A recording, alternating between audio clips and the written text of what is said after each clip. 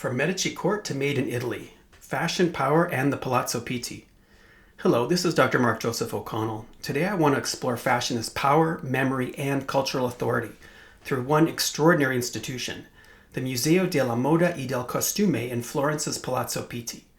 My central claim is that this museum does not simply preserve clothing, rather it actively produces meaning, shaping how Italian fashion history is understood by embedding dress within one of Europe's most politically and symbolically charged architectural spaces. Founded in 1983 as Italy's first state museum devoted to fashion, the Museo della Moda e del Costume occupies a unique position in global fashion museology. Unlike institutions such as the Victoria and Albert Museum in London, the Palais Galliera in Paris, or the Costume Institute at the Metropolitan Museum of Art, the Florentine Museum is not housed in a purpose-built or modern gallery environment. Instead, it exists inside a former dynastic palace, one that was once the residence of the Medici, later a royal palace, and ultimately a public museum. This historical layering fundamentally shapes how fashion is displayed, interpreted, and valued. To understand why this matters, we need to recognize Florence's long relationship with textiles and dress. From the late Middle Ages onward, Florence was one of Europe's most important textile centers. Wool and silk production underpinned the city's economy, while guild regulation ensured quality, prestige, and international reach. Clothing was never merely personal adornment. It was a civic language in Florence, regulated by sumptuary laws and deeply tied to social hierarchy, morality, and political power. Under the Medici, dress became a key instrument of dynastic display, diplomacy, and authority.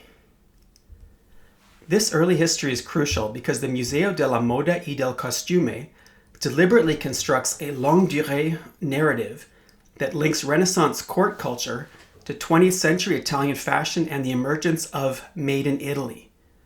Rather than treating fashion as a modern commercial phenomenon detached from the past, the museum positions it as a continuous cultural practice embedded in Florence's political, artistic, and economic history. The Palazzo Pitti itself is central to this narrative. Originally commissioned in the 15th century and acquired by Eleonora di Toledo, wife of Cosimo I, the palace became a monumental stage for Medici power. Over centuries, it accumulated layers of political meaning. Medici residence, Lorraine Palace, Napoleonic seat, Savoy royal residence, and finally, a national museum complex. When fashion is displayed here, it is inevitably framed by this history. The palace acts as what we might call an interpretive agent, shaping how garments are perceived before we even look up close at the clothing itself. This challenges a dominant assumption in fashion museology, that fashion requires spatial neutrality, minimalist display, or modern galleries to achieve scholarly legitimacy. At the Palazzo Pitti, architecture is not neutral. Instead, it actively participates in meaning-making, embedding garments within narratives of authority, heritage, and elite culture. Nowhere is this more evident than in the display of the Medici burial garments, which form the emotional and conceptual core of the collection. These include clothing worn by Eleonora di Toledo, her husband Cosimo I, and their son Don Garzia. These are not symbolic reconstructions or courtly costumes recreated for display. They are the actual garments these individuals wore in life and then in death. They are preserved almost accidentally in the Medici tombs. Cosimo I's clothing tells a compelling story. His burial garments include a satin doublet, hose with a codpiece, and the ceremonial mantle of the Order of St. Stephen, which he founded. Although Cosimo's political power was immense, his everyday dress favored restraint. Plain silks and dark woolens dominated, reinforcing ideals of discipline, permanence, and authority. Here, fashion communicates power through control rather than excess. Encountering these clothes is a profoundly intimate experience. The garments are fragile, worn, and visibly repaired. Frayed edges, faded dyes, and patched linings speak not of ceremonial splendor, but of daily use. In this context, fashion ceases to be abstract history and becomes embodied practice. Eleonora de Toledo's burial garments are particularly revealing. Known to us through portraits by Bronzino as a figure of immense dignity and authority, Eleonora appears here through the material traces of her everyday life. Her clothing reveals reuse, alteration, and wear. Sleeves have been detached and reattached, linings repurposed. Her final outfit was not specifically created funerary attire, but garments she had worn in life. The effect is to collapse distance between past and present, replacing idealized portraiture with material intimacy. The small scale of some of the garments is striking, especially Don Garcia's doublet, which is almost child-sized. This is appropriate as he died at 15. His garments reflect the fashions of 16th century boyhood, doublet, breeches, and cloak, richly made but visibly worn. Small details such as patched elbow or softened seams suggest movement, play, and youthful energy. These clothes do not monumentalize him as a prince. They humanize him as a child. In this moment, fashion becomes a medium through which mortality, loss, and family memory are made tangible. Conservation science contributes to the storytelling. Infrared imaging, fiber analysis, and dye testing have revealed original colors and materials, correcting long-held assumptions about these garments. Science here does not merely stabilize fabric, it restores historical specificity and emotional depth, reconnecting cloth to bodies and lives. This is my sketch of the trim on Eleonora de Toledo's dress. From these Renaissance garments, the museum moves forward into the 20th century, particularly through exhibitions such as Fashion in the Spotlight, 1925 to 1955, The Origins of Made in Italy. This exhibition traces the formative decades before Italian fashion's international consolidation in the early 1950s. Garments are shown alongside archival film footage from the Luce archives, including newsreels and early fashion films. These moving images are crucial. They remind us that fashion is not only preserved, but performed. Models descending staircases in the Sala Bianca, posing in the Boboli Gardens, and appearing in cinematic sequences animate the stillness of museum display.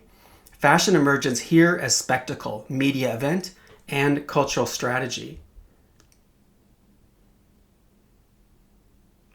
Importantly, Made in Italy as framed by Dr. Eugenia Paulicelli is not simply an economic label.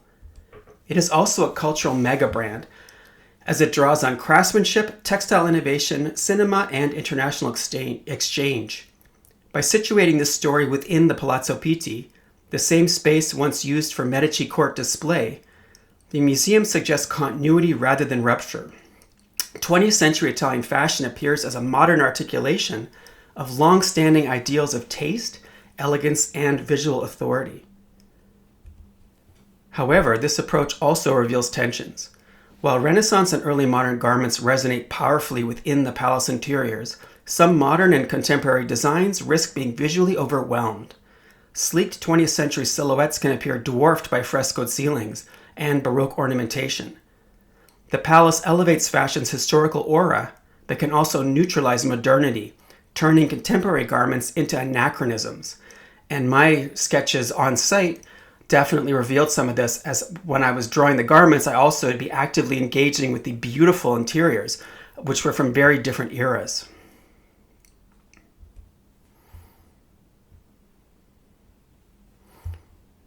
This tension underscores the central curatorial challenge: how to balance architectural spectacle with sartorial focus. At the Palazzo Pitti, place both enriches and destabilizes fashion display. The museum demonstrates the interpretive power of historically charged space while simultaneously exposing its limitations. Many of the displays, however, are placed in beautiful conversation with artwork and furniture in the museum, such as this, which shows early 1800s garments up against a painting and decorative objects, all from the same era. It told a beautiful story. Also, the clear vitrines made it very easy to look at the beautiful details on some of the garments, such as this. There's also a wonderful blend of accessory and garment in the thoughtfully curated environs of this very special museum.